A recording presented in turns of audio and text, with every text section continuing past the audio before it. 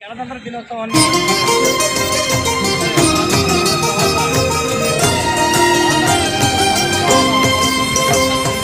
పుణ్యభూమి నా దేశం నమో నమామి, అన్యభూమి నా దేశం సదా స్మరామి. పుణ్యభూమి నా దేశం నమో నమామి, అన్యభూమి నా దేశం సదా స్మరామి. నన్ను కన్న నా దేశం నమో నమామి, అన్నపూర్ణ నా దేశం సదా స్మరామి. మహామహుల కన్న తల్లి నా దేశం, మహోజ్వలిత చరిత కన్న భాగ్యోదయ దేశం ఆ దేశం. పుణ్యభూమి నా దేశం నమో నమామి, అన్యభూమి నా దేశం సదా స్మరామి.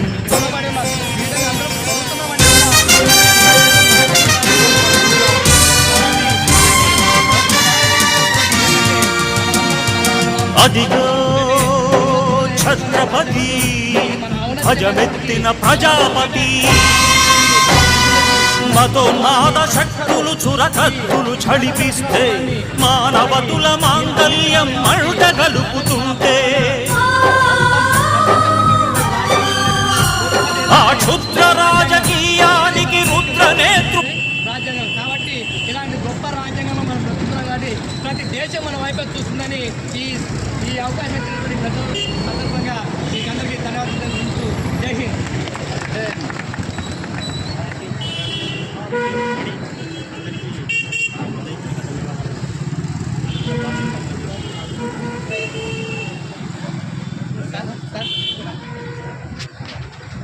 స్వేచ్ఛ, సమానత్వం, సౌకర్యం ఇవన్నీ కూడా ఆయన అందించినటువంటి డాక్టర్ బిఆర్ అంబేద్కర్ గారు నేటి యావత్ ప్రపంచంలో ఉన్నటువంటి మన భారతీయులందరికీ భారతదేశమే గర్వించదగ్గ వ్యక్తి ఎవరంటే డాక్టర్ బిఆర్ అంబేద్కర్. మరి ఆయన భౌతికంగా లేకపోవచ్చు, కానీ ఆయన అణువు అక్షర రూపంలో ఆయన ఉండడం జరిగింది.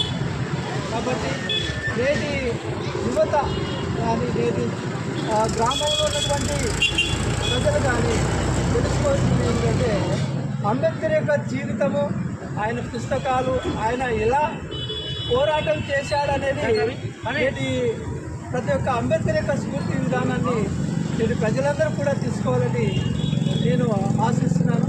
అలాగే మరి నేటి యువత చూసుకున్నట్లయితే